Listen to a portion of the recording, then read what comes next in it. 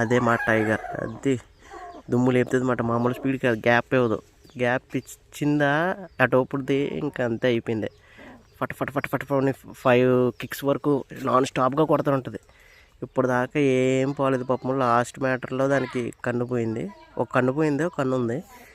ఇప్పుడు దీనికి మన సంక్రాంతికి చెప్పిన స్టోరీ కూడా దీని పిల్లే, ఈ రెండింటికి పుట్టిన పిల్ల. హైట్ చూసారు ఎలా ఉందో, స్పీడ్ స్పీడ్ మాట.